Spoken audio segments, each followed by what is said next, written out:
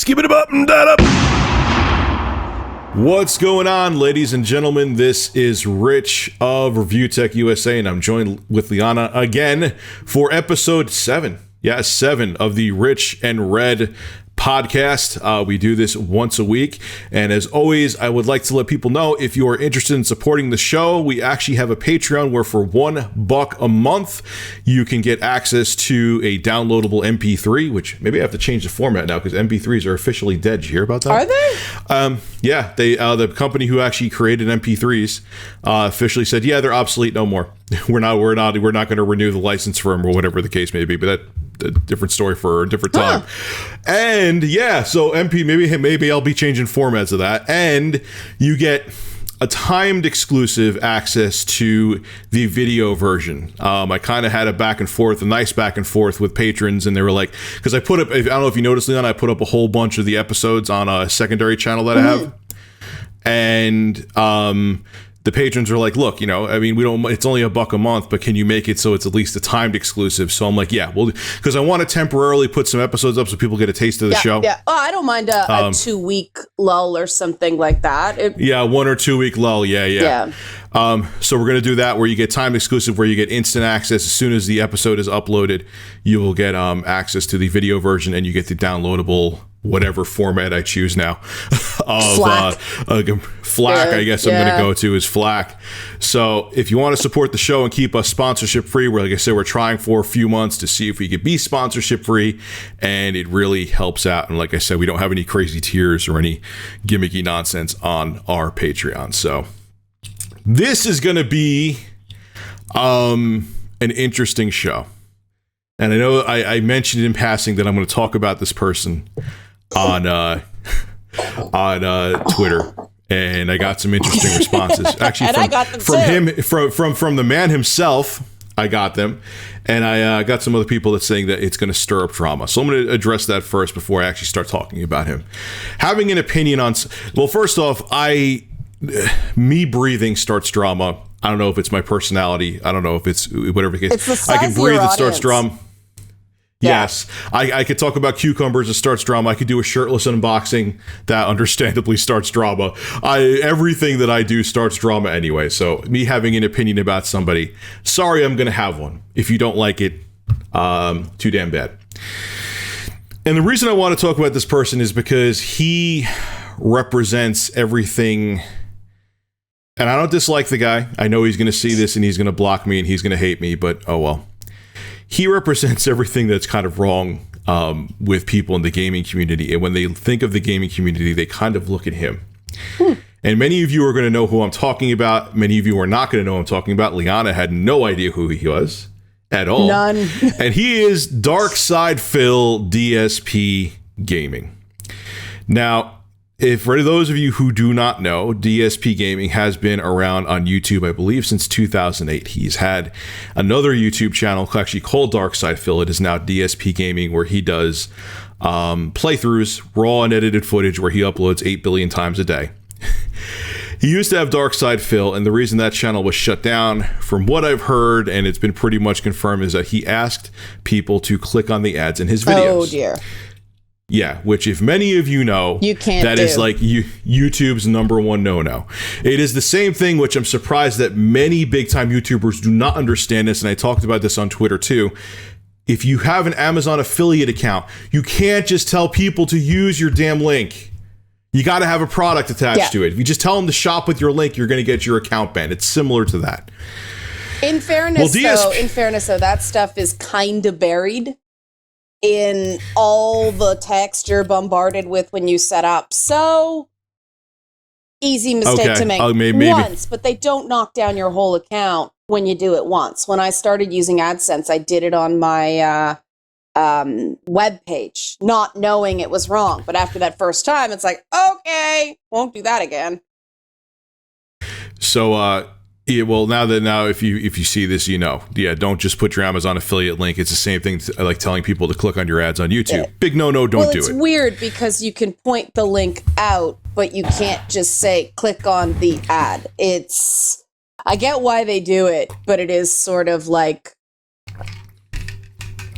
okay, web advertising is somebody with a brand background. It's a very ineffective form of advertising, and that's why they want affiliate links. That's why they want people like us to have stuff that points people to things we recommend. But at the same time, I get why they don't want people clicking through just to click through and not engaging, because it's not making people possibly buy something extra that they wouldn't have bought before. When you just tell someone with Amazon to go, oh, hey, while you're shopping anyway, even if I didn't tell you to shop there, you would have shopped there anyway, shop on my link. Whereas if I show them a product, like what I do with the affiliate intros of my videos now, you're showing them something they may have not bought before. So it's growth for Amazon, not just existing customers. That's right. And it would be nice if they provided sample scripts to say this is the wording that's acceptable, instead of just telling people what not to do, because the Google terms of service are so broad that they can basically yank your account if they choose and not even give you a reason. That's the reality of a lot of services online. Yeah. So anyway, sorry for that derail. You were saying. No, it was a good derail, because I think people need to realize that, because now they understand it more.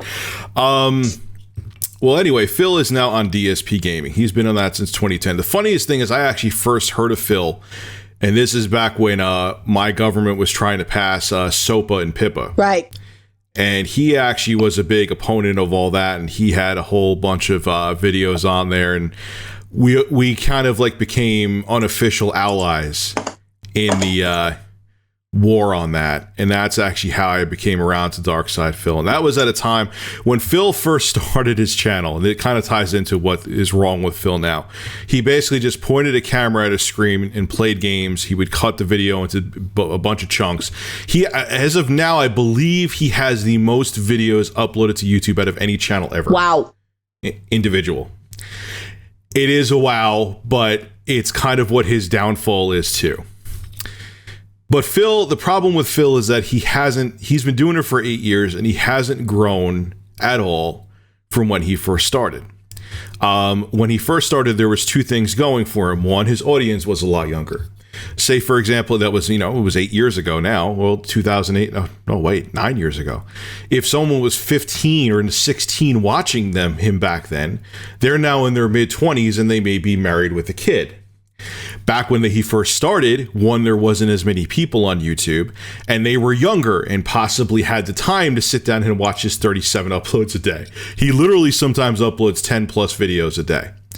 Now that person doesn't have the time anymore. So his channel, if you check on Social Blade, has gone on a downward. Like, it's just, you can't, he says that the numbers are inaccurate. They're not in that. There's no, I mean, Social Blade has its little off times once in a while, but if the trend is this over years, it can't be that inaccurate. And, speaking as somebody who's worked in many mediums, TV, radio, all that stuff. Yeah. Everything kind of has a season that you do get natural audience attrition unless you do something active to refresh and rebrand.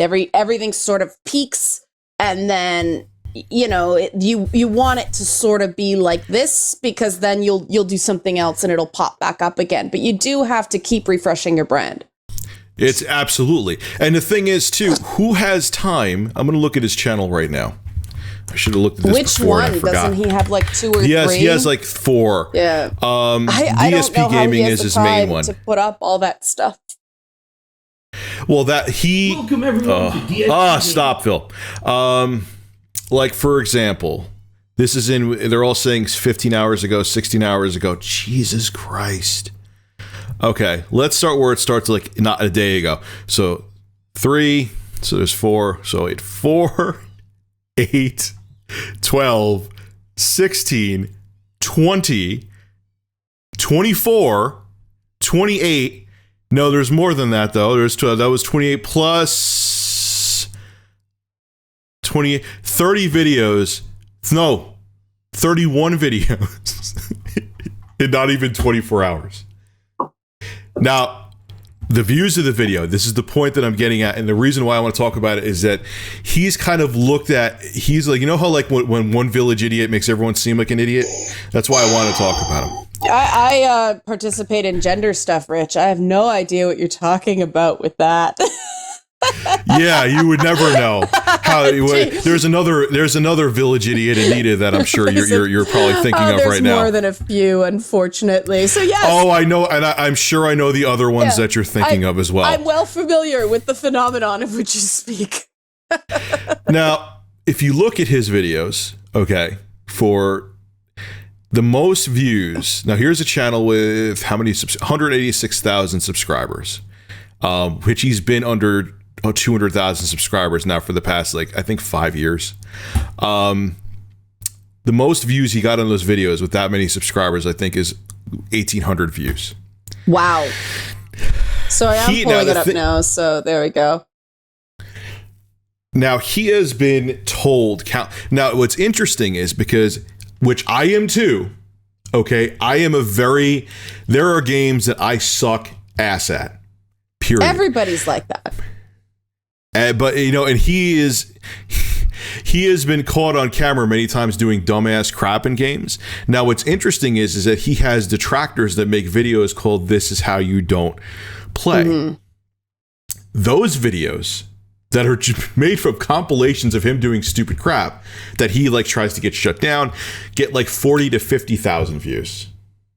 Huh. So the videos of him screwing up get more views than his actual channel. See, if I were him at that point, I'd just be, okay, if people want to see me screw up, I mean, PewDiePie did great that way. You're talking about a guy who got, $7 million a year screaming YOLO and, freaking out. But Phil, yes, I agree with you. And many people have said, Phil, embrace it. Now he's kind of started to, but it's too late. He had too much pride to do that. And he used to try to shut down the "This is how you don't plays" and things like that. Now, because of all this, Phil's channel is on a downward spiral. And this is the part where I want to talk about him, because what he does is something that bothers me because it makes everyone look bad. Phil is a Patreon. Mm-hmm. Okay. And I think I sent you a video so you know what he does. This has been going on for about 2 years. Basically, he throws himself on his second channel a 20 to 30 minutes, sometimes an hour, pity party, guilting people into donating into his Patreon. What also bothers me about Phil is the reason he is in his situation is because he has taken zero advice about his... People have told him about his channel countless times. Hey, Phil, do a compilation video instead of putting up 31 videos in 24 hours. Who has time to watch that? And he won't do it. And the thing is now is that, for example, you had a Kickstarter. It was very successful for Lady Bits, but I'm sure you got flack for opening it up too. Well, everybody does the minute you ask for money. This is something that... Exactly. Yeah, this is something you kind of have to get used to, that unfortunately with content creation, you're supposed to eat love somehow, that you love it so much that you're supposed to do it for no money. Well, there's part of the reason, I'll say, part of it is a fucking mystery to me, which pisses me off. But secondly, the other part is because of guys like him.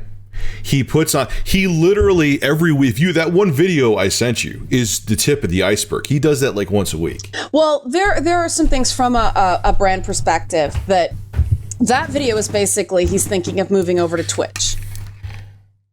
Great, dude. Move over to Twitch. I think some people... I should have sent you a better one then, because that's not what he does usually. It was exactly as you just described, but I sort of think that if you want to change formats, if you want to make the shift, you have to let your audience know where you're going, but you don't have to justify a format shift right off the bat. You have to present these initiatives as something exciting, from a position of strength and enthusiasm, so people can then, be enthusiastic about what you're doing. People don't watch YouTube to feel bad. I mean, yes, there's this hate watching phenomenon, but I think that because of the various things that run around ad block and the way people capture videos, and the people who are hate watching you are not sources of revenue anymore, unless you're a few people who, again, give everybody else a bad name. But just do it.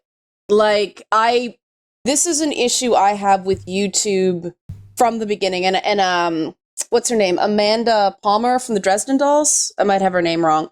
But she did a great TED Talk about having to learn how to ask for things. And she's the queen of crowdfunding. She's very, very good at it.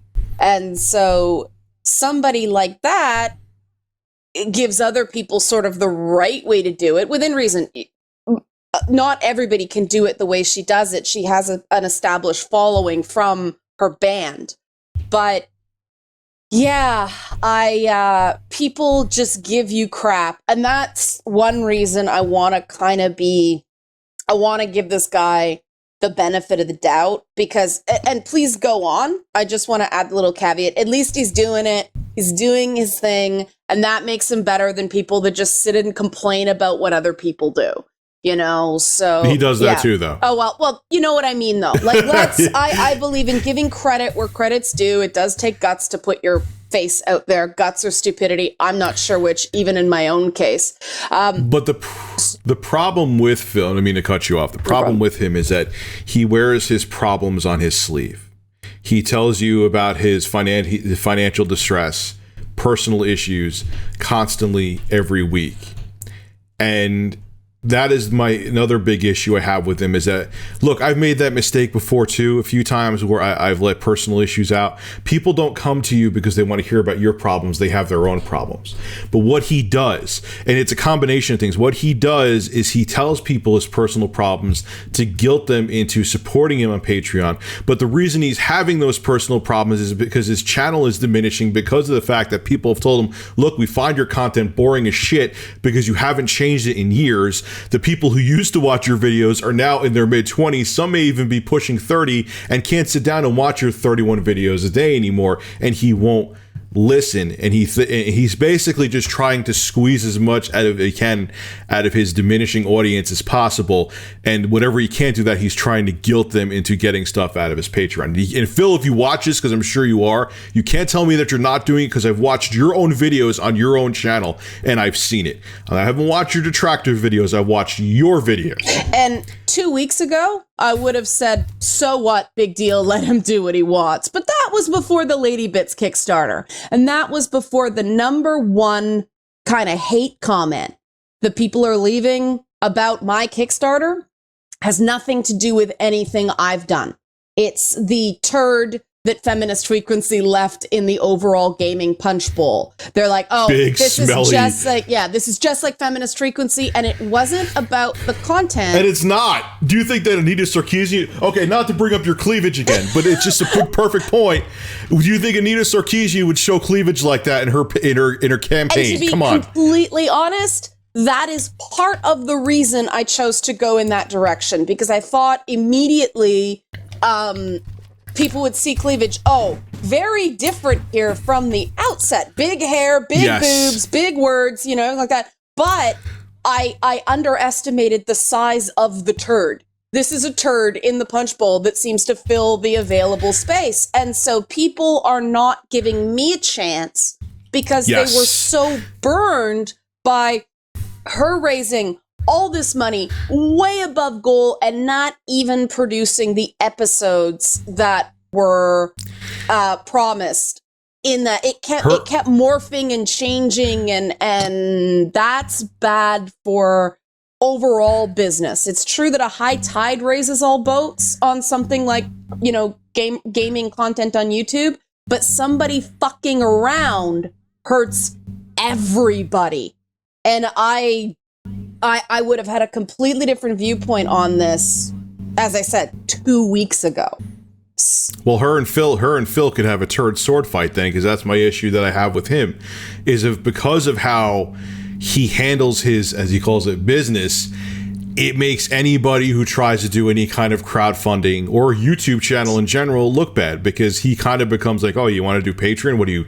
I've gotten that because I've kind of toyed with it. Right now, I'm not going to open up a Patreon for Review Tech USA. I don't need to. And I would like to keep it that way. But I've even toying around with the idea on Twitter. Oh, what do you try to be, DSPGaming? Because of the fact Yeah, because of the fact that he's been so vocal, and he really has no pride. It really is. I know I'm going to piss him off, but it's true. It really is pathetic. He's basically using his financial situation to guilt people into giving him money. He's not even really, I know he talks about half-hearted perks and benefits and stuff like that, but it's not really about that. He makes a 40-minute video to 20 to 40-minute video once a week trying to get people to feel bad to donate to him. And that pisses me off. You know, it's really too bad. And this is the reality of business. You have to make your choices based on market forces, but it sucks that you can't make a sound business decision because of the actions of someone else. Because, I mean, Dave Rubin is also on Patreon, and Dave is doing very well. Someone like David Pacman has a private subscription service. I know, because I subscribed. I'm like, this guy's, you know, an independent journalist. He does all this radio and terrestrial television stuff. I know he doesn't get paid for it because we used to use that model as well. So I supported what he was doing, and I kick him like $60 a year. That's my choice. I think that should be open to people. The nice thing about Patreon is that it's an e-commerce solution that gives you, the problem with PayPal is you have to provide an email address linked to a bank account, which opens you up for serious docs issues, not the piddly shit little stuff that we normally deal with on the internet. So it has its benefits. Its fees are brutal. And I understand why some people take issue with it on that point. But it's really too bad that you are being dissuaded from using a legitimate, and the nice thing about Patreon is it's steady. I don't think you should ever rely on any single revenue source if you're a YouTuber. That's why I'm not anymore. Yeah, I don't think you can, because it's too vulnerable to shocks. But it's like a financial portfolio. If you have multiple ways that people can support your content, if one tanks through no fault of your own, like this bullshit that the YouTube ad stuff is going through right now, then you're okay. If you're only reliant on one stream and that stream takes a hit, well, you're fucked and you didn't do anything wrong. And so that's really too bad. And I think that people, like, one of the good things about talking about this, thank you, Phil, for giving us the opportunity, is it isn't just about, dumping on one guy, which is why I'm trying to be conciliatory here. But it also gives us an opportunity to discuss this sort of echo chamber herd mentality that does happen in these, and that's not blaming the audience. I want to be really clear. I understand why people are guarded. Or no, it's not blaming the audience. It's blaming 1.6% of the audience. Well, we could say it that way. And we do live in an era of the squeaky wheel gets the grease. We might have always lived in that era. That's human nature. That's human nature. We always have. Yeah, and so you get a couple people. I mean, it's been crazy the dumb pot shots people have taken at me because I'm running a Kickstarter. Like, people go so far to run fake Facebook Messenger things. Say, I'm having all these legal troubles and financial problems and all that stuff. It's completely fabricated. And I have enough of a reputation that people come to me and ask, and I go, I don't publicly say the reasons you can tell they're fake because that makes them create a better fake. But if somebody comes to me, I point out privately, like, this is how you can tell it's not real. I would never do this. But I have enough capital, I have enough goodwill that people will come to me and ask. I really fear for the people who just are starting out, because it takes time. They don't have a chance in hell. That's right. It takes time to build up that goodwill. And I think that those of us who have been around for a while, and I'm not saying on YouTube, I'm fairly new by YouTube standards, but I've been in the media a long time. I've been a games journalist since I worked it out since around 2007.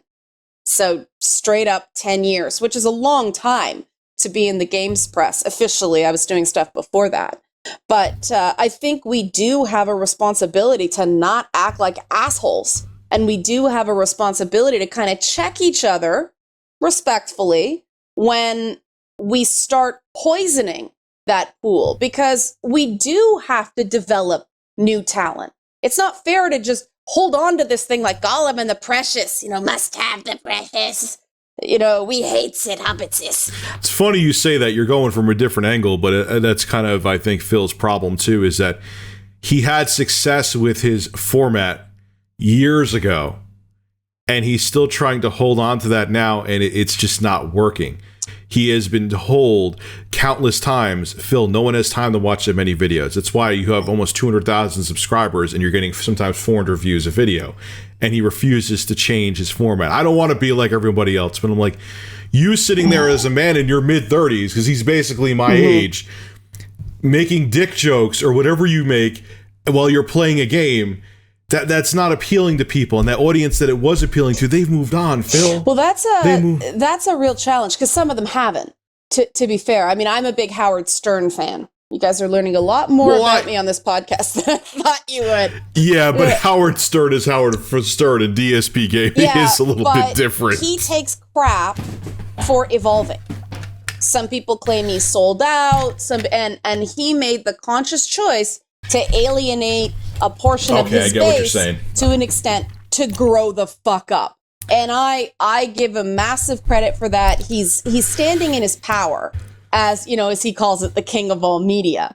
And I give him credit for that, but he still gets shit on by those people who liked, the segments where they came in and rated women's bodies and where they threw baloney at women's butts. I thought the baloney on the butt, or had women orgasm by having them sit on a subwoofer while he did raspberries into a microphone. Yeah, and it's unfortunate that the baloney and the subwoofer are lumped in with numerically rating women's bodies. I think they're very, very different, but he still does have quite sexual content. It's just packaged differently. And unfortunately, whenever you do change, some people get upset because they're losing that portion of your content that validated them in ways that perhaps you live and learn. Sometimes you recognize, gee, maybe I shouldn't have done that. I mean, for me, I lose subscribers every time I defend transgendered people. Oh, yeah, that's funny. You lose subscribers for that. I lose subscribers every time I live stream. Yeah. I don't know. I don't understand. I was talking about that last night, but we'll get back to that later. I mean, anyway, like this week, it was, I tweeted something at CNN, like, can you not dead name Chelsea Manning on the day she gets out of prison? Like, just one day, CNN, one day. Have a little compassion, because she was so beat up in prison and all this horrible shit that happened to her because she is transgender. One day! People canceled their Kickstarter pledges over that. And I stand by that. Wow. Yeah, some people canceled their pledges because I was doing feels over facts. Because I asked for one day. And this is the thing about the internet, is context really gets lost. And you think on Twitter, there's so few characters. Oh, it's ridiculous. You would catch the one day. Like, I wasn't saying overall we should never say the name Bradley Manning ever again. There are some trans advocates who say, no, it should be dead. That's why it's called dead naming. I think the news is in a bit of a bind in that regard because, are you supposed to never say, Cassius Clay because Muhammad Ali changed his name, even though he wasn't boxing under that name in his early career? People tend to say Muhammad Ali. They very rarely say the artist formerly known as Cassius Clay, right?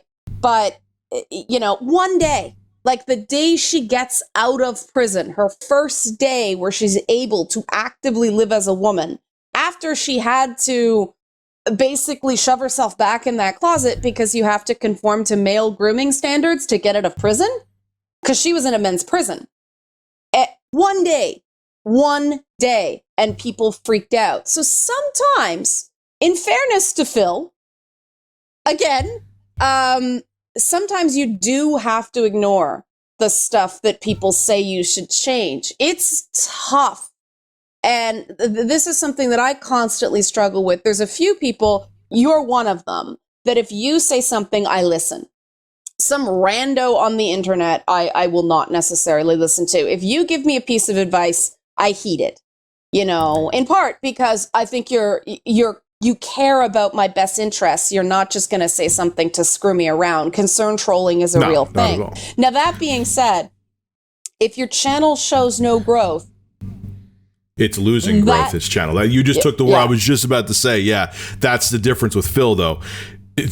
Howard Stern is still the king of all media. The dude's getting $90 million a year. He's worth over $500 million. Phil has. Let me look at his channel right now.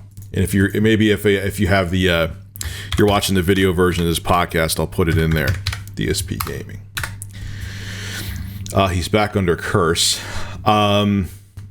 His peak of his channel was, man, good for you, Phil. You were getting 13 million views back in November of 2011. But from then, it has gone down. He's had a couple bump up for a little bit and go down, down. And now he went from getting 13 million views down to he could barely hit 2 million. And it's been that way, and it's actually still eroding away. That should tell you something if over 4 years you still see the decline. Also, that's the showbiz. Like, sometimes that can happen through no fault of your own. People just move on. Now, I'm not saying that is the case. It's not the case with him, I know I try to change it up a little bit, at least once a year. I try to offer some new branded content or something like that. It's not. Also, sometimes it's better to take something away for a while and have it come back again, just so people miss it, and so you get a break and come back it with fresh eyes too.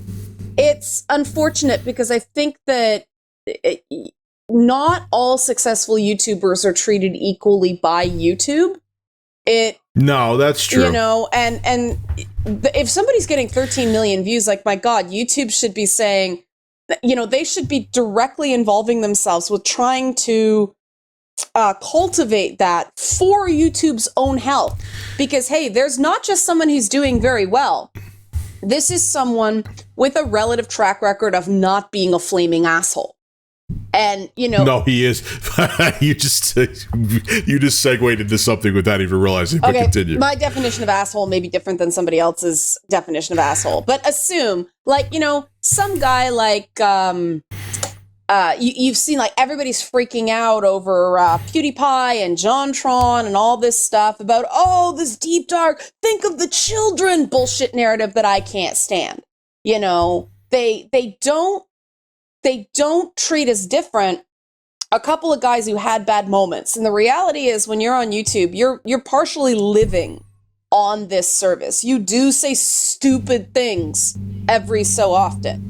That is very different from, you know, I know that firsthand. Yeah, that is very different from a pattern of bad behavior. And that's not just YouTube. Trust me, you know, in TV interviews and things like that, there are things I wish I could take back. And, you know, you have to make the choice as an entertainer, whether you're going to stand by that and go, yeah, that was a moment I fucked up. I'm not going to scrub it from the internet, which tends to be that's the route I take too. Like, this is me, warts and all. I just went through that, so I know. Well, yeah, you did. And I really give you credit for it. And watching that happen from the outside as opposed to being on it on the inside almost bothered me more. Because I know you're a good guy. I know you're not this person that haters are trying to make you out to be. And I mean, maybe that's why you're sort of taking exception in a personal way to this, because we gotta be allowed a couple coming from a comedy background, jokes bomb. And a joke that can, hard. I know that too. Yeah, and a joke that works great in I'm gonna use Canadian cities, works great in Edmonton or Calgary, bombs in Vancouver. They're different social microclimates. And you don't know that going in. I mean, Toronto's a city where entertainers come to die because we're a very quiet audience. We don't want to distract anyone on stage. So we sit there very quietly, you know, as if anybody cheers, the performer's going to slip on an invisible banana peel and fall and crack their head open. It's a very strange phenomenon. But I've talked to some pretty big comedy names come through Toronto, and they're like, oh man, New York isn't the city where you can make it here, you can make it anywhere. It's Toronto, because the audiences are so dead. And if you know that going in, all right, fine. But you don't know that until you know that. And so I think the mobs, I think the hate, the character assassination that goes on YouTube is really unfair. It is unfair. Yeah. But again, tying it in with Phil is that his detractors or haters, you could say, a lot of them for years said, hey, Phil, you should change this. Hey, Phil, you should stop fighting about this. Hey, there are plenty of videos words out of his own mouth. Okay, so Phil, I know, again, you're going to say, oh, you're going by this. Many videos were on your own channel, and the other videos that aren't are things coming out of your own mouth where he does either dumbass crap, offensive crap, which, you know, it's not taken out of context, because believe me, I know shit can be taken out of context, and he just doesn't listen when he's told year after year after year the same thing. And here he is 6 years later with an all but dead channel, because Phil, I know with your numbers, man, I'm obviously not going to say what you're making, but I know, especially now after YouTube Adpocalypse, it ain't that much. People have told you, and you're seeing the results too, that if you watch these videos of This Is How You Don't Play, where people take montages of his stuff, and those are getting 50,000 views, and they're taking your own videos and making them, and your own video is only getting 300 views, you would think years ago that would have been a wake-up call, that maybe you should change your format, you know. And the reason why it bothers me is because, look, I could look in the mirror too. I've gone back and forth between using live footage and gameplay on my channel because I've experimented with a billion different things. We all do. Okay? We all do. I mean, I've done the same thing. I'm known as the amazing flip-flopper. Like, guys, I'm trying the green screen. I'm going to stick to the green screen. And I felt awkward. I felt like, you know, a big fat ape sitting in front of Just Cause 3. Like, it just didn't. See, I just didn't. I don't like that format, so I hate it. I thought I was going to love it. I hated it. My big issue with these things, and I'm trying to do picture-in-a-picture things because people have asked for it. I mean, I will try something, not because one person asked, but if there's a plurality, if I see a lot of people and the regular users going, we'd like to see you try this, sure, no problem, right? I don't like it because you can only look one place at a time. And I know some people want reactions. Sometimes it's really funny. I did a great live stream recently where people wanted me to play Dead or Alive Extreme 3 Fortune. And so I did. And, you know, it was this great moment where the guy, Zach, gifts my beautiful blonde bikini girl a cabbage. And so I'm like, I'm going to eat this whole cabbage. And so the rest of it was just fart jokes. Like, it was just every one of those concussive, like, perfect spiked things. Like, oh, that's the cabbage. And the chat was going crazy. We're all laughing. It was hilarious. And then I was drinking every possible disgusting food that we imagined made the farts worse. So, like, ice caps and, like, all these things. So this gorgeous... I have that game, too. I got to start playing it. This gorgeous French blonde. You know, we were not playing the game in the way it was intended. We were playing it the way we wanted to play it for the most fun at that moment. And that would not have happened without sort of a live stream picture-in-a-picture, all right, guys, I'll do this for you moment. So it can work, but I think that sometimes, and we got through this with television as well, we had massive fights with the higher-ups on how often to pull a particular trigger. Right? Some things work exceptionally well as a special, a yearly special, a monthly special. It doesn't work as a weekly thing. It wears out, you know? And so I think that some of the things you're talking about, like for me, I used to watch The Voice religiously when it was one 10-week cycle a year. So I'd get really into it. It would go away for a while and then it would come back. Now that it's this perpetual 2.5 cycles a year, it's noise. It's not special anymore. And so, and you got to find that rhythm for yourself. So don't knock yourself for experimentation. It's the mark of someone who's willing to take risks. Yeah, and, you know, I mean, I'm sure all of you, because that's how the internet is and never forgets. Oh, you said you were doing the desk format. You didn't stick to that or stick to this. But it also too, at the same time, even though I'm flipping formats, if I saw my audience was dwindling because I went to a certain format, I would switch it up again. But also, okay, you flip formats and Phil.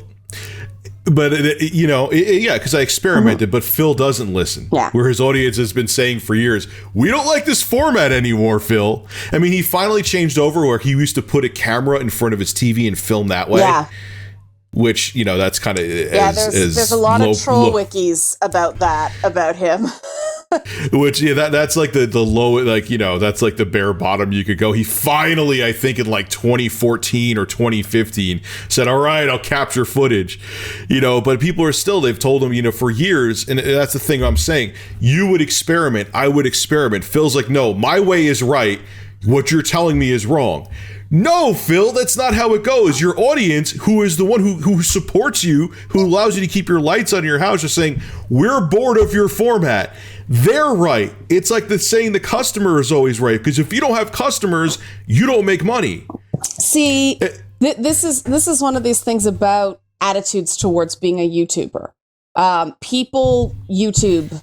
Is that an acceptable verb to YouTube? Anyway, people use YouTube for different reasons as content creators. Some people like you and I, it's a business. So, if business stuff doesn't make sense, we stop doing it. It's not a personal thing. We're not invalidated as a human being because we need to move on.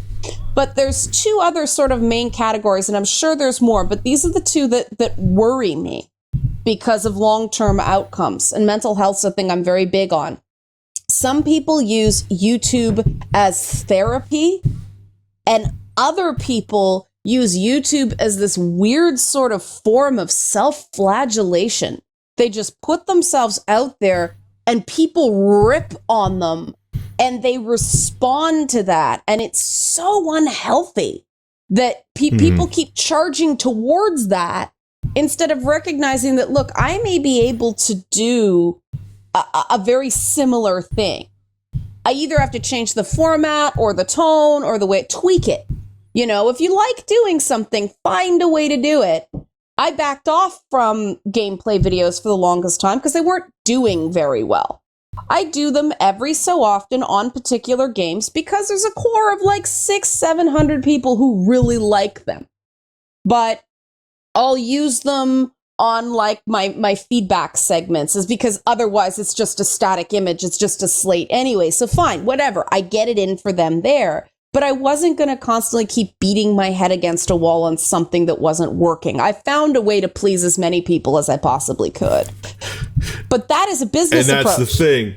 Yes, that is what you should do. That is what a smart person does, and that is what a person who isn't self-absorbed does. Phil takes the other approach. Even though it is his business, he calls it his business all the time, and I know it keeps his lights on. Whereas I don't want to be like everybody else. I don't want to do edited videos. This is I do raw, uncut gameplay. This is what I do. You're gonna watch it, and people are like, "No, I'm not." And if you look at his, let's look at one of Phil's videos right now. I'm on DSPGaming. That would be great on Twitch. That is what Twitch is for. But that's not what YouTube is for. That's why PewDiePie has his live videos and then he has his edited videos. That's right. Phil doesn't freaking get that. Like, let's see what his likes or dislikes are. This is pretty much every single video. Okay, actually, what figures I picked one that now that one has 10 likes, 4 dislikes. But that's still a pretty high dislike ratio. That's almost 50%. Yeah, you want to keep that in the. Let's go back a little bit because I was looking. There was like 5 videos in a row. Let's find one. Jesus Christ, Phil. He has all right. Let's look at this one. There's a Prey video here. 8 dislikes, 9 likes. But that should tell you something. That can't be every single one of the videos. Phil can't be trolls. That's on like 1,200 views. Yeah. That's a really low engagement rate, too. It's almost like those are picking up on people's auto runs. Yeah. Yeah. He's not. Well, that's the thing. How, and this goes back to he needs to listen just like how you listen and just like how I'm like, all right, I see that my format isn't working. I'll use the gameplay again. But listening requires an element of self-esteem that people who are using YouTube as therapy or anti-therapy, that other thing I talked about, it's not possible. They're not capable of doing that. They're not in the right place because figuring out what element of criticism to listen to is actually quite difficult. And he doesn't want to listen, even though he's been told the same. And that's why I think he gets really, I mean, I have a small set of diehard trolls too, which you've been witness to. But that's why I think he has these people, first are critics. He doesn't want to listen to the criticism. And it wasn't bad criticism. It was like, look, Phil, we're bored of this format. He calls him out and says, you then go watch the other crap on YouTube. Then he becomes a dick, and then they become the detractors that become the diehard trolls. But again, here's another one. This is a Persona 5 video, 573 views, and it was uploaded 7 days ago. I still gotta play a guy that with game. Almost. I still want to play that game. I'm so behind. People want me to play that. I have games from like a year ago that are still in cellophane. Yeah. Welcome to being an adult. But you have 573 views on a video. You have 180 something thousand subscribers. Something's wrong. And that video, with only 573 views, has 16 likes and 13 dislikes. You gotta change something, Phil. And the reason why I'm talking about you, we can move on to a different topic, because I could, for some reason, talk about this guy all day, because I guess his whole train wreck fascinates me, because it's such a complex and convoluted train wreck. Is that, Phil, you bother me because when people see the gaming community, everyone always, human nature, unfortunately, is to look at the negative side of things first. Like it's just like a person at a job. They could do a billion things right at their job, and they could screw up once, and that one screw up they do could get them fired. James Comey. It's the same with YouTube. Exactly. Yeah. And now it's the same with you. There's a billion YouTubers who are doing it right with their channels, but people, when they look at how Patreons are run and how channels are run, they see you because his screw ups are viral all over YouTube. Phil, I'll end it with this and we'll move on, because I know Liana wants to talk about this other topic. I want to do one small defense, though, after you're done. So just one thing, just based on my observations. Listen, stop fighting, okay? And the thing is, too, I won't get into that, because then the video will go on for another 3 hours talking about it. Listen to your critics. Stop calling people out and lying about what you're calling them out about. And try to evolve and change, because it isn't working anymore. The numbers are showing it. It's not your trolls don't control Social Blade, Phil. Listen, pay attention, and maybe you might have a minuscule chance, even though I personally think it's too late, of maybe regrowing your brand. But that's it. I've said my piece. Yeah, what were you going to say? This is the defense I want to offer. And it's not really a defense. It's more like an observation. But this is a cautionary tale on listening to the platitudes of how to YouTube on the internet. Because the thing I keep hearing is, don't listen to your haters. Don't listen to your haters. Ignore them. Ignore them. Ignore the critics. You hear this over and over and over and over and over again. Well, guess what? Sometimes my critics are right. Sometimes my critics make it clear to me where I have gone off message or I have been not clear on my message. So I think it's fair to say, don't by default listen to your critics. But if something really bothers you, if something keeps happening and really keeps sticking at you, you owe it to yourself to figure out why. And sometimes that means you realize they're right. You know, it's called of digging through the very dense fog known as the gray area, because and there's sometimes people are just being assholes and you have to ignore them. There's other times where they're actually truly just criticizing you and trying to make you do something better. And sometimes it's tough to know which side is which. And sometimes, but you have to, sometimes with the Lady Bits Kickstarter, they just hate me. They will never like me. But they caught... I have those people too. They caught a vulnerability in my messaging. They caught something that wasn't very clear or could have been clearer. And because I didn't just go, oh, my haters are my motivators, don't listen, don't feed the trolls, it gave me an opportunity to refine the message and say, look, some people are saying this, never let it be said that I don't listen to criticism. Here's what's going on. It allowed me to get out in front of that. And I did it in a calm way. It was not reactive, even though I was pissed because it was another accusation that I'm transphobic or trans exclusive. And that can fuck right off. I have a really personal reaction to that because, I got some people close to me who are going through that process right now, and I'm concerned about them seeing this shit flung at me. And I worry that that will make them recede back into a safer but less authentic version of themselves. And it's coming from their own so-called advocates, which is what angers me. But now I'm going off on a tangent I could talk about for 3 hours. But if I'd just gone, nope, not responding, they're haters, they're trolls, I would have shot myself in the foot.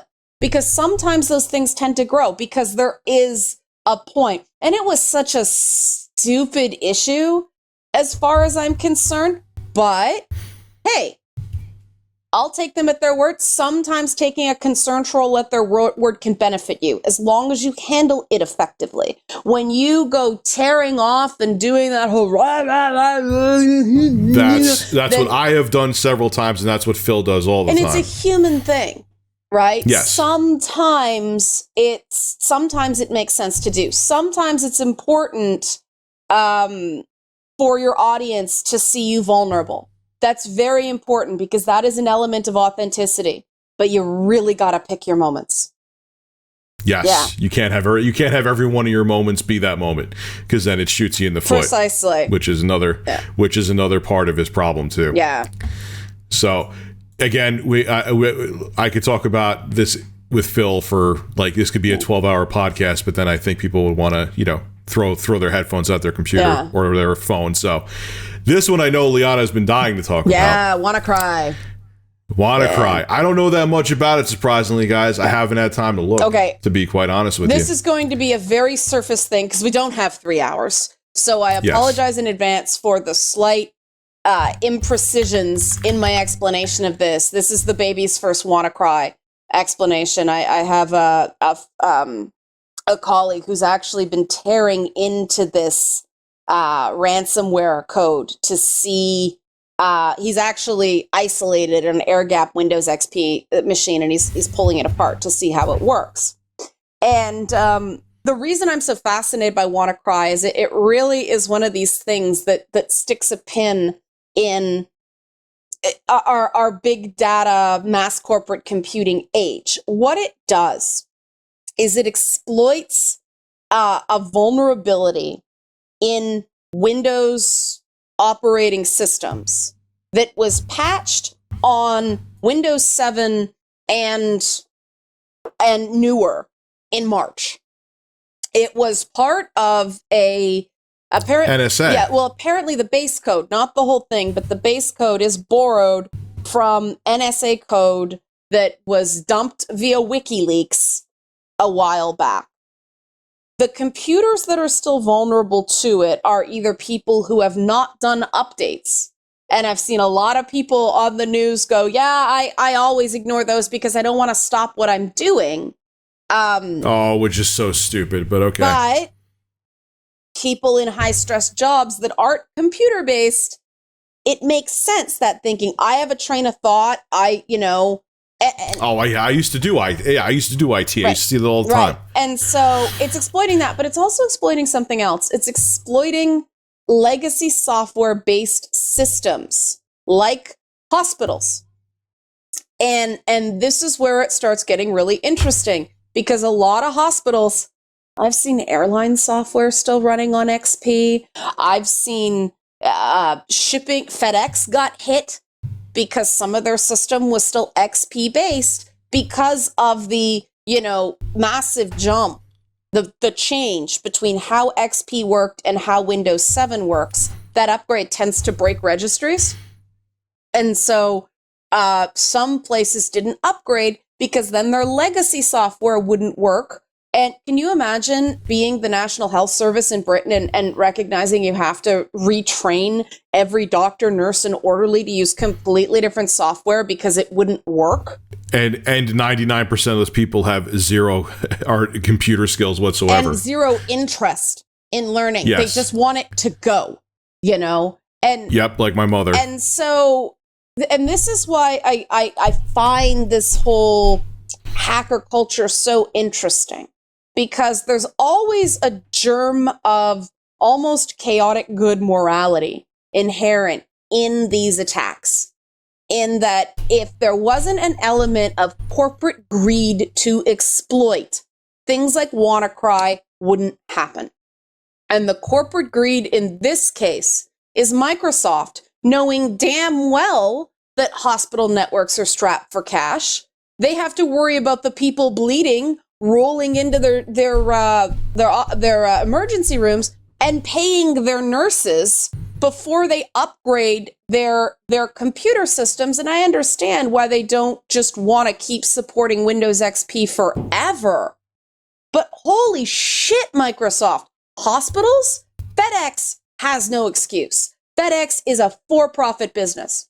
But essential services that Microsoft knows damn well are still using legacy versions of their OS, they should be provided additional supports for attacks like this. And there's only one reason Microsoft's not doing that, and that's money. You know, yeah, of course. They released a patch retroactively for these systems because of the bad PR, but that doesn't do shit.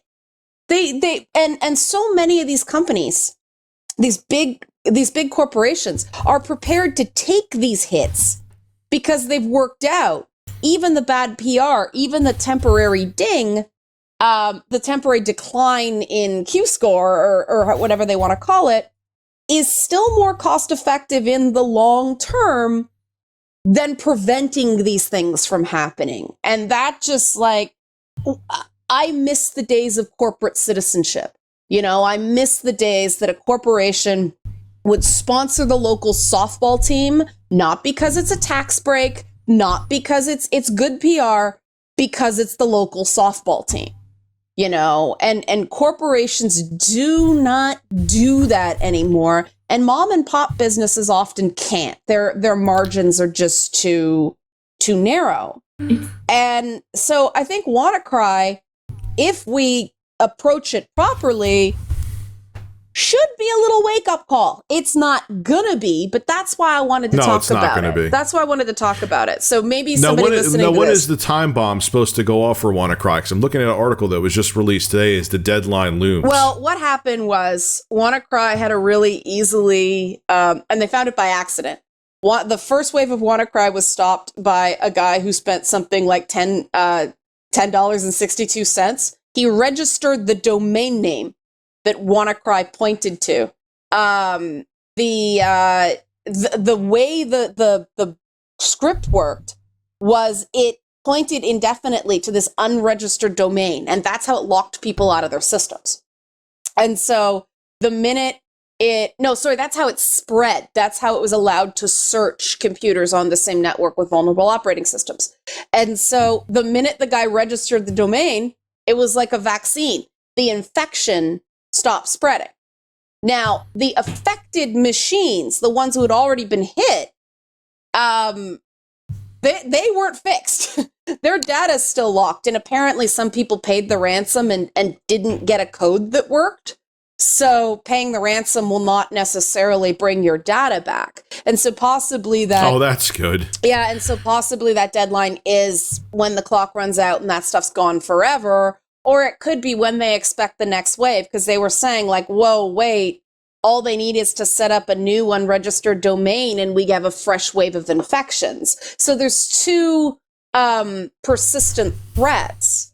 It's still like, this is an easy fix, but what IT should be and the realities of IT are very different things. And I think some people who analyze this stuff for a living are a little too unaware of the people element. And like, that's the biggest challenge in IT for me, is getting those people who are not computer literate, because they just want to know what they're supposed to do. They don't want to know how it works or why it works. Which is frustrating, because if they don't know how it works or why it works, it doesn't wire in their head how to do it next time independently. Bingo. It doesn't teach them how to learn. Yeah. And drives me crazy. It drives everybody crazy. I mean, whenever I have to do something for my mother, I have to start speaking a completely different language, because I'm used to talking to, people like yourself who understand computers. I have to really, like bare bones, not even the basics. I have to tell her things I know are inaccurate just to get her to do the right things. And she's approaching 70. Well, like, you can't blame her, but we know the workforce is aging. We know this is a reality, and there's always going to be people, no matter what age. They know how to use Twitter. They know how to use Facebook. They know how to use Snapchat. And Snapchat's the really scary one to me right now because of the way it works. I don't believe data ever disappears. No, I don't either. I don't buy that shit for a minute. It may not be publicly visible. It is there.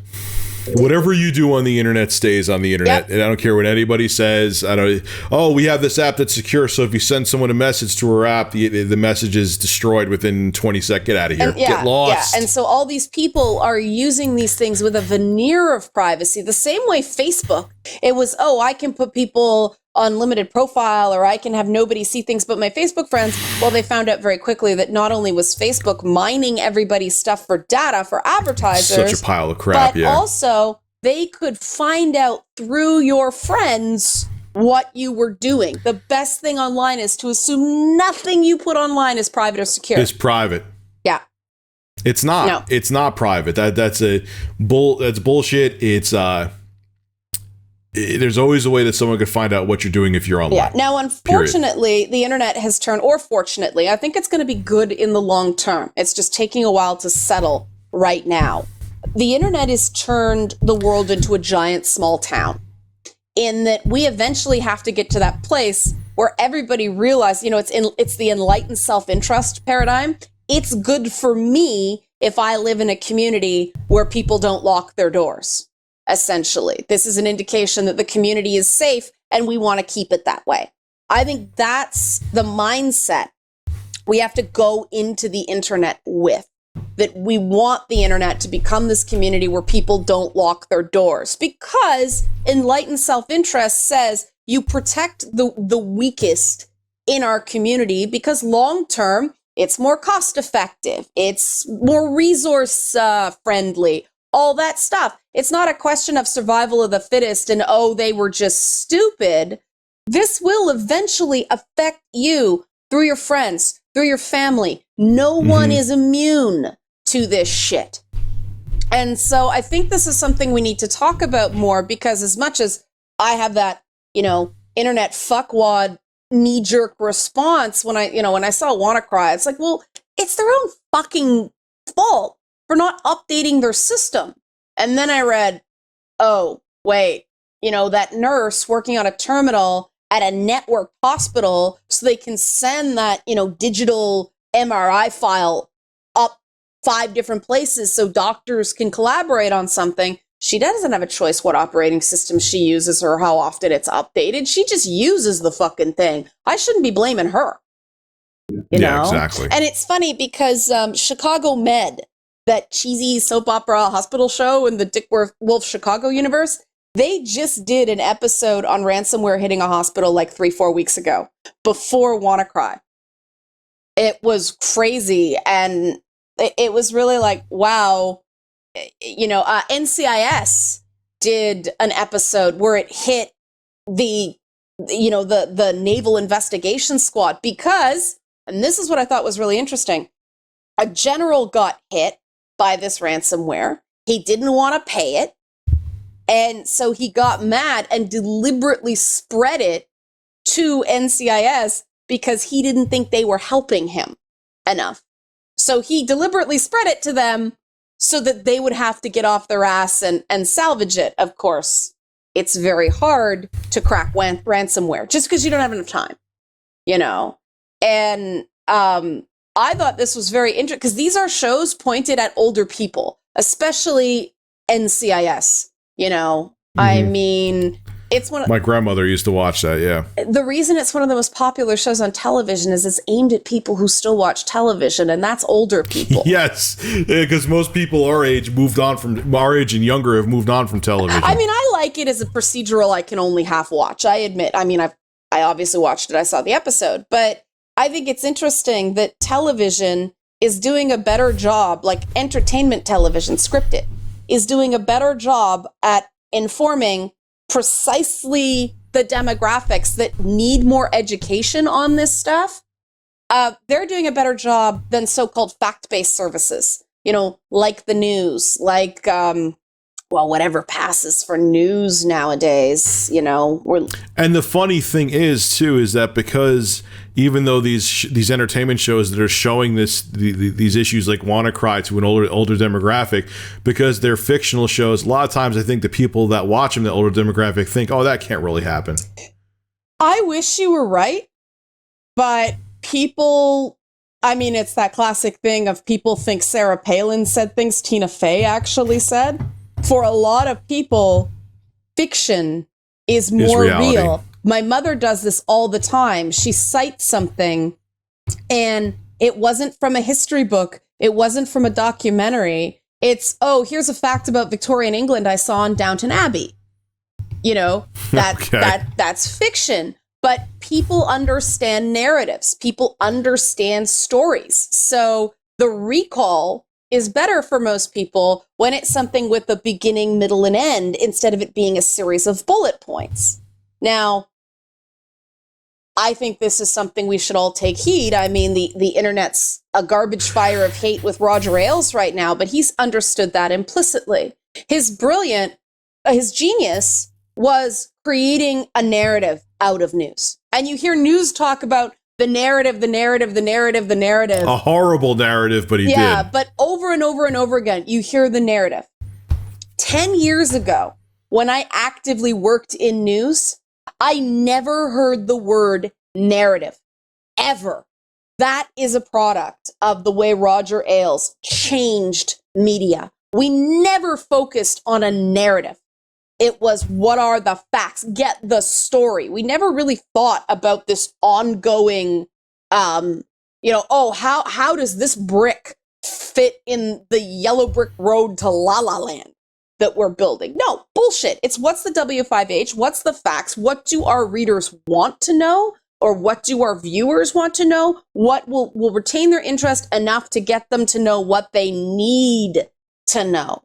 And that need to know has really been lost in the news of late. And that's why people are losing faith in mainstream sources, and they're turning to alternative sources. And I don't blame them, but unfortunately, these alternative sources are no better.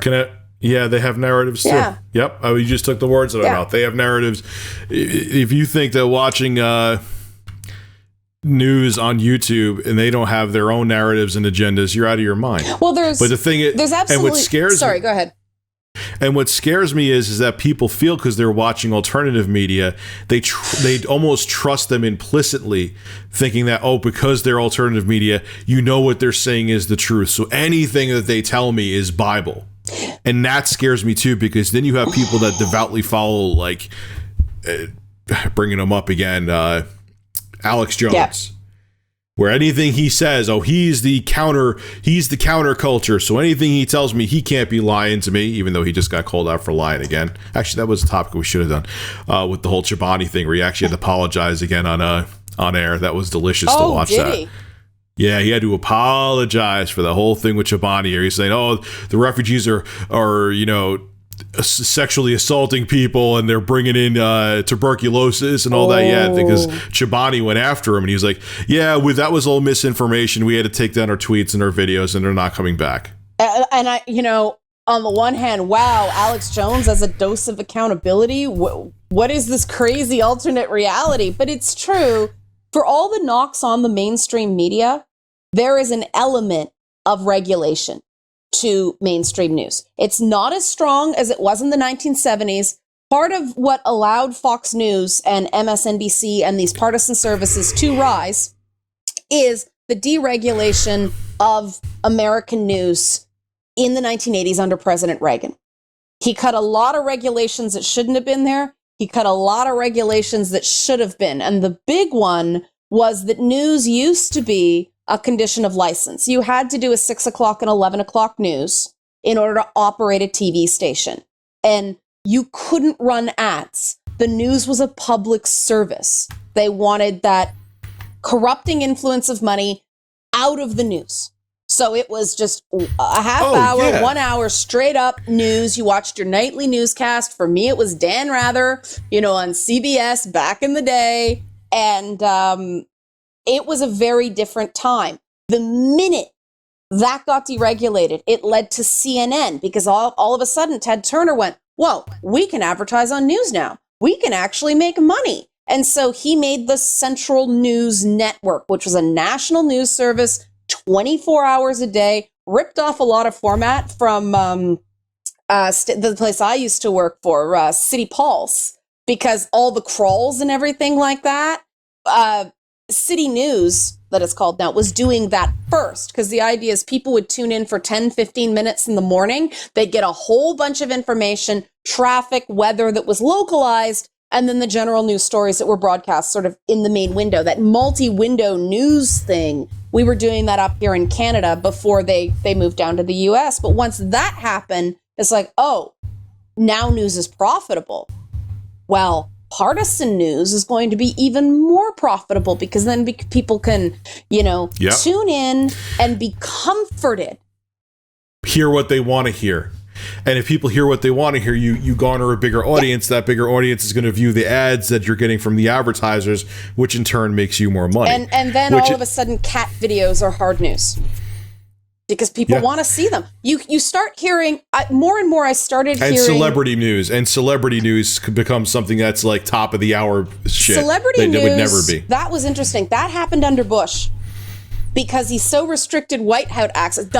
Not HW. What is it? 43?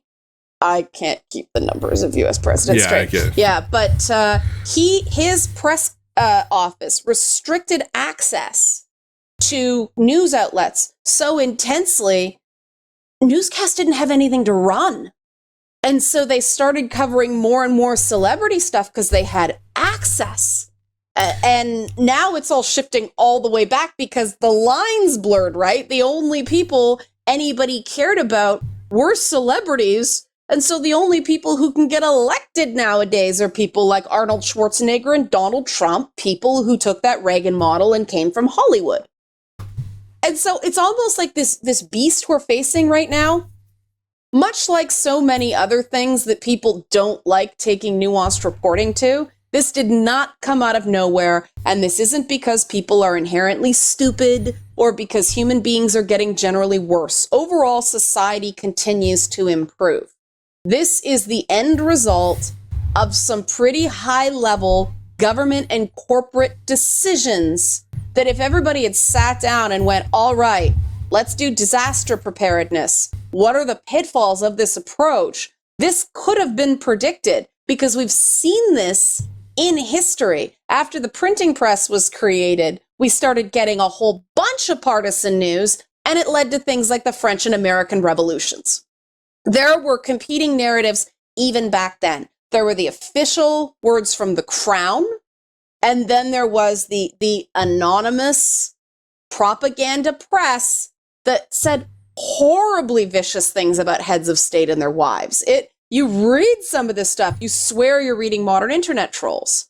And so people are so ignorant of history. People think that they need it to be new because I think it makes them feel special, And I still cannot completely turn off my journalist brain in that, I'm saying like, look, no, my responsibility is not to tell you what I think. My responsibility is to give you guys the information so you can decide facts and information. Yeah, you can decide what you think. And sometimes that means reporting the facts as, look, these are unconfirmed reports. And I wish they would stop doing that, quite frankly, because you see these horrible things where somebody gets falsely identified. And it is so much harder to retract that.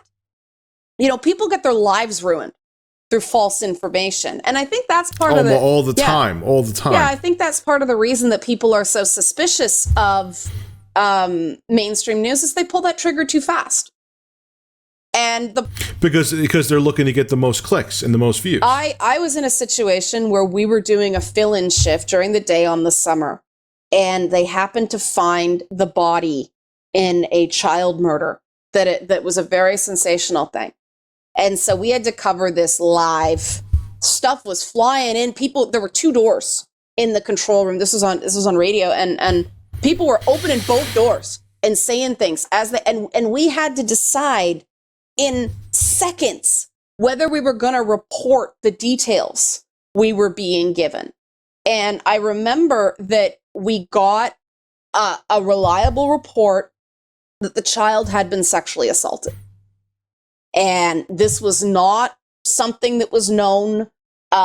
We didn't know if the parents even knew yet. And, my first thought is, okay, this is of interest. So you check the box of public interest. Yes. Public's right to know. Yes. Obviously, those 2 metrics, absolutely newsworthy. But the last thing about causing harm, journalists have an ethical responsibility to try to avoid causing harm to innocent people. I didn't feel like that passed the sniff test there because we didn't know if the parents knew. And then I thought, how prejudicial is this to a jury? Like, could these people possibly walk because this ended up in the popular consciousness? A good defense attorney could argue they cannot possibly get a fair trial now. It's too sensationalized. They would move it to another jurisdiction that may or may not have as robust a court system as Toronto itself, because we know there's an issue with the surrounding suburbs not having the level of excellent policing and jurisprudence that Toronto proper does. And so we didn't report it. Now, we ran the risk of getting scooped by another outlet. Now, fortunately, everybody made the same call that day. But that's Canadian news. And we still have a public broadcaster. There's shit all money in it. So everybody is doing it essentially out of love. We don't have these big bonanza cash cows like MSNBC, Fox News, CNN. And that corrupting power of money makes US news very different from Canadian news, very different from BBC News. And I think it's something we really have to discuss. It's important to have a credible mainstream media. How can you have fair, unbiased news when there are financial interests involved that you have to be biased? It's impossible. You can't. You can't have these advertisers and these sponsorships that want you to lean a certain direction, and you're not going to lean in that direction because it literally is not how it works. The system is broken that way. You can't do it. Yep. You can't talk about something when the advertiser doesn't want you to talk about it, and that's why it happens. Yeah, and I mean, ironically, like we start off every podcast talking about the fact that we want to stay advertiser free. This is why it's too easy to unknowingly offend someone based on politics that should have nothing to do with the brand that is advertising you. Advertising is very personal now. People are Bank Citizens United. Every rich person on the planet now goes, my money is speech. And so they vote with their dollars on everything. You know, I think the biggest mistake Silicon Valley made during the last US presidential election was getting involved. They should have stayed the fuck out collectively. If individual moguls want to donate to campaigns and everything like that, that's fine. But that collective anti-Trump letter, I think, was a mistake. Because no matter how you slice it, it's 50-50. Even up here, it tends to be like 40% support, 30% support, and then all the other parties. So it's still always competitive. Every election is competitive.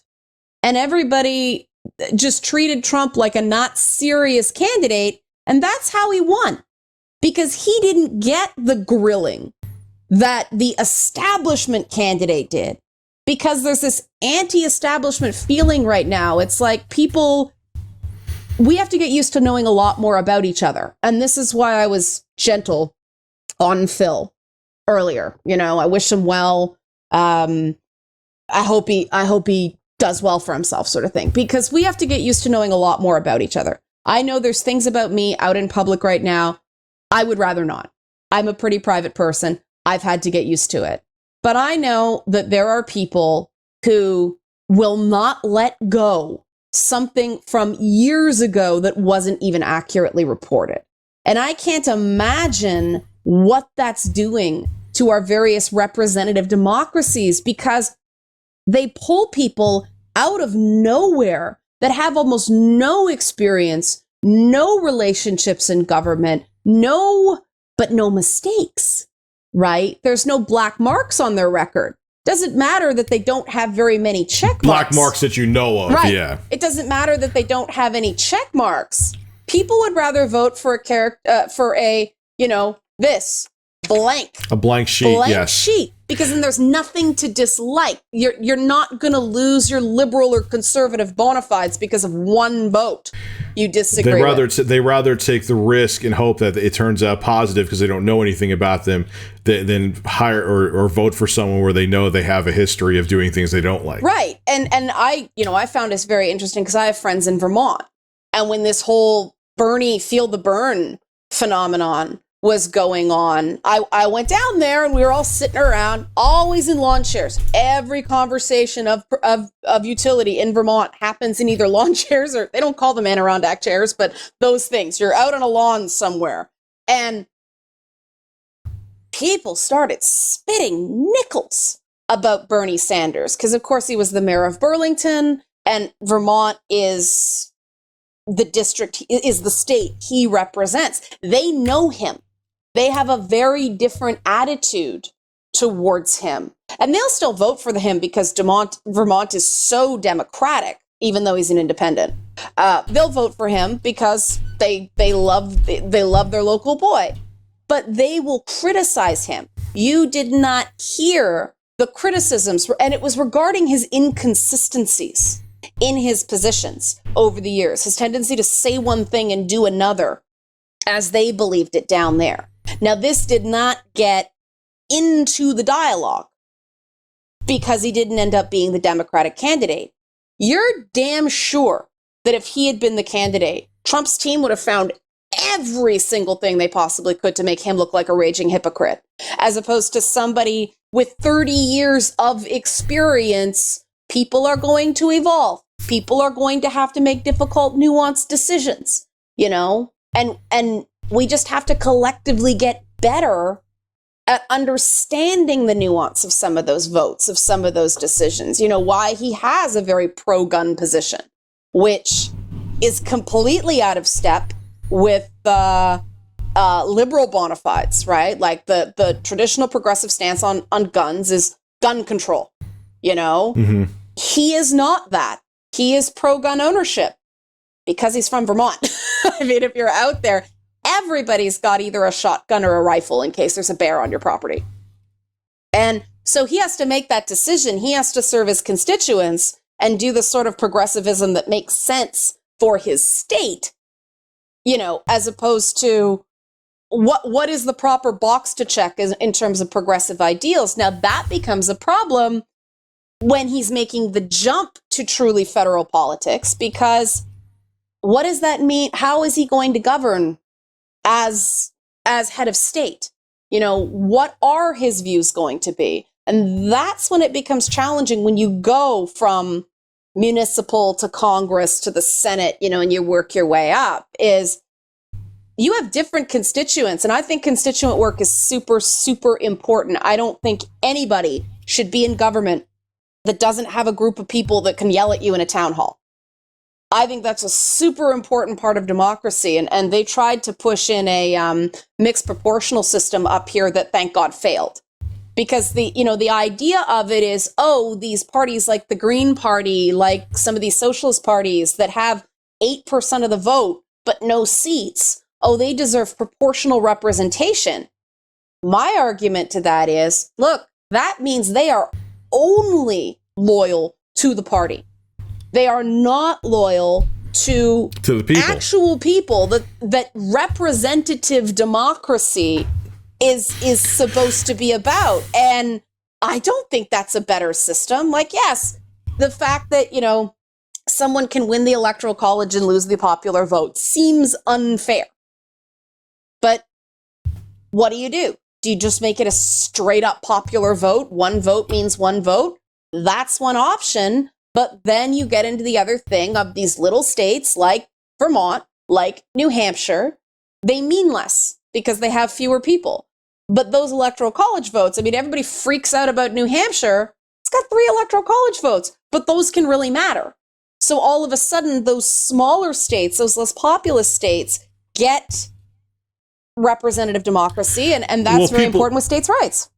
People forget, too, is that the reason electoral college exists is it was designed in case the American public lost their minds. It would hopefully keep a dictator out of office. And it didn't.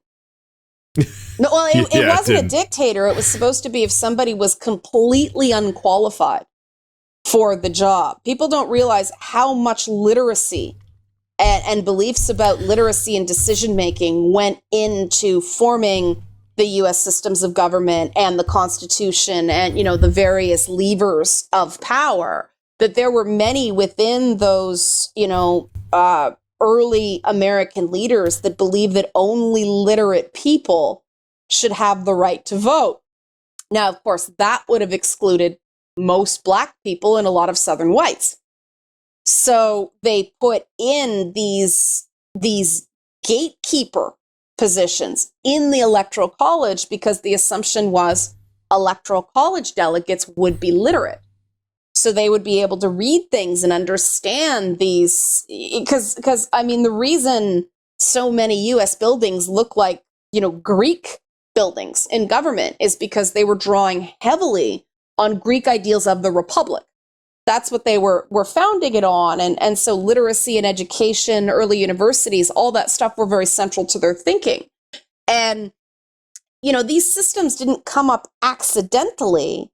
But now when you have a populace that is hungry for change, hungry for action, they want to see government getting shit done.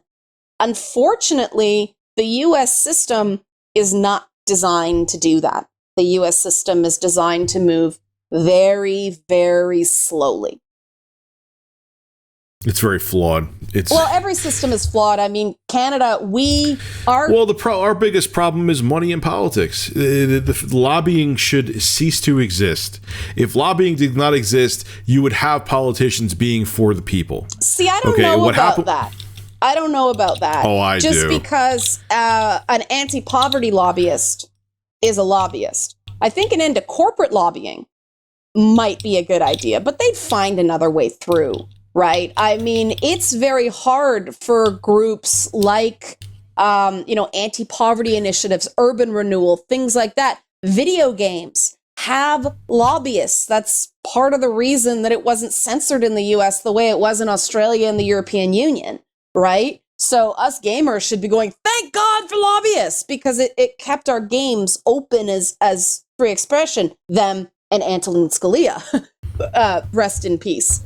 But lobbying is tricky because I think there needs to be more limitations on lobbyists. I do not have an issue with lobbyists overall because how else do you get information to politicians about issues like, perhaps teaching autistic kids through video games?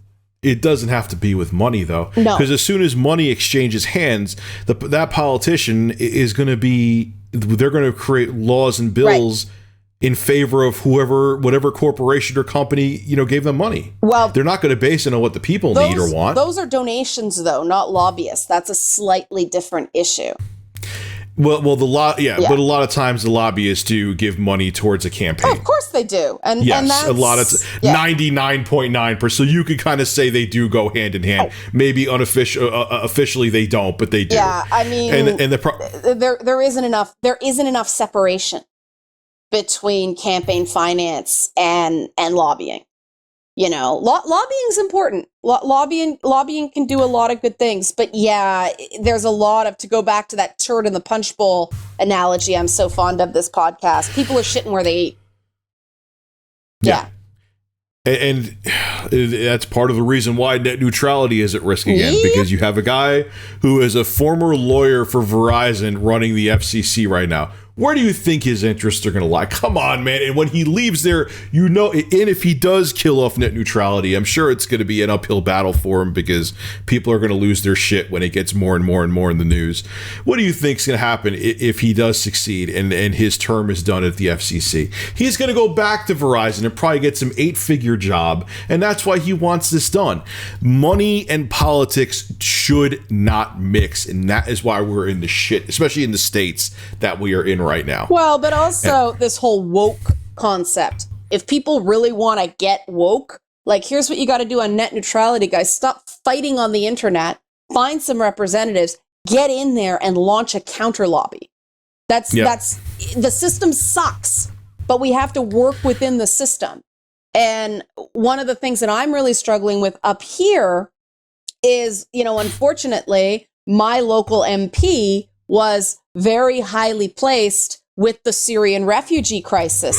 So when I was trying to message my local representative about issues relating to things I care about regarding, broadband initiatives and women and girls and all that stuff, you never hear back. They're swamped. And so there does need to be representation for these issues that are not necessarily going to kill anybody, but are still super important, because I'm with you on net neutrality. You heard what happened with the FCC, though, right? When people were leaving comments, they have a feeling, they're trying to make the FCC show their logs, that they had companies like Verizon had bots pretending to be actual people saying that they're anti-net neutrality. Yeah. And they were saying they got a DDoS attack, which a lot of people don't believe. So our system in the States is so corrupted right now. But the left screwed themselves. And I know we're getting really political here, guys, but this is why we don't have sponsors. We went from DSPGaming and talking from viruses to talking politics. How the hell did this happen? But continue. Because it's quality, Rich. We provide quality. And it all kind of ties together in some weird cosmic way. It does. But continue. Well, because the left screwed themselves in that regard. It sacrificed principles. I'm talking the organized professional protest left, right? They screwed over principles. Forget what we actually stand for. We're going to play a numbers game. 40,000 people care about this. 100,000 people are wearing pink pussy hats. And what are you for? Well, they can't tell you because they needed to compromise their message to get the numbers out, because every little special interest group eroded the message. No, we don't stand for that. We won't show up if that's in your mission statement. No, that's not long-term effective protest. You have all this attention.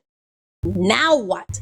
You have the press's attention. You've done step one. You've created an event that allows the press to talk about your talking points. Hold on one sec. I got a big-ass bee down here. What the hell did this thing come from?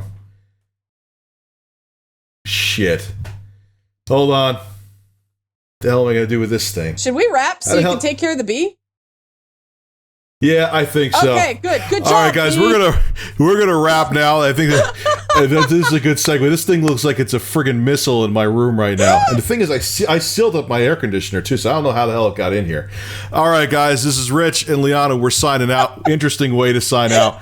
It would have kept going, but that thing looks like it probably has like a syringe needle for a stinger. So I'm gonna go take care of it and try not to get myself killed. We will see you again next week. Have a good one. And I'll let you know if I survive, Liana. Go take care of the bee. Oh my good God.